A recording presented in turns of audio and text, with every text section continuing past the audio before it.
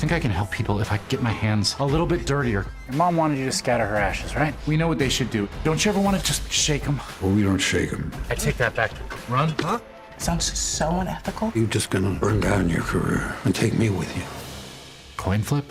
Get out of here. Stress can cause an individual to act out irrationally at times and can cause misplaced anger. In the series, we see Jimmy guide a patient to an activity to release. What's an outlet you have that helps you release stress? Ooh, okay. Ooh, an outlet that I have that helps me release stress is That's a killer question, man. I gotta tell you, because I've been at, if the first question isn't how did you get Harrison Ford, I'm so grateful. definitely therapy.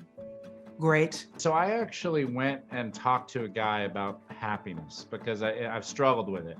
And he gave me a few tools, and one of the tools that he gave me was that he wanted me to do 14,000 steps every day outdoors. Okay. And so that equates to about 2 hours. Yeah. And I started taking these really, really long walks. Sometimes it was an actual hike, sometimes it was an urban hike through my neighborhood, and it has changed my well-being.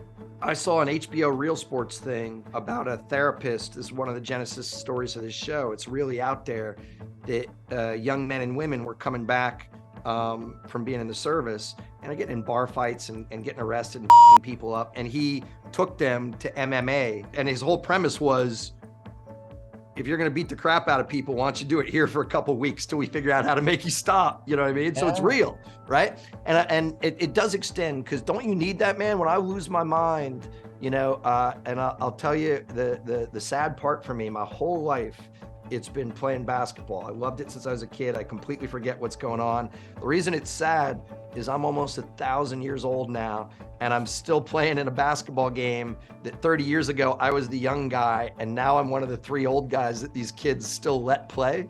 You know what I mean? And so, but to me, just to go and exercise and get out in the world, that's big number 1. Big number 2, I'll go to a movie by myself, and just vibe out on someone else's storytelling, I started surfing while shooting this show. I came from New York to LA, and I picked up surfing, and it was a really good activity to decompress after work, or even before work, just going out, being away from my phone, being away from the script, letting everything go. I would say working out. And sometimes, I feel stressed and I don't want to work out. You don't feel like doing that. But if I take a hike, especially if I go out in sunshine, if I just get moving, if I go to a soul cycle class, I feel my whole day will change. I've been doing some gentle jogging lately. Like, I'll go on and off running. I think when running doesn't work for me is when I get too dogmatic about it and I get too militant about running and trying to run fast.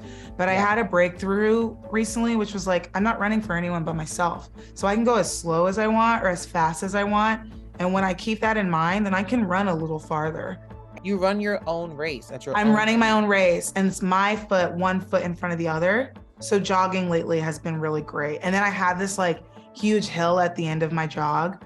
And I always play Dreams and Nightmares by Meek Mill at the end. And it feels very spiritual because it's the piano in the front. And then it just comes in right after. Yeah. So it's I have a little routine, and every time I do it, I always feel better.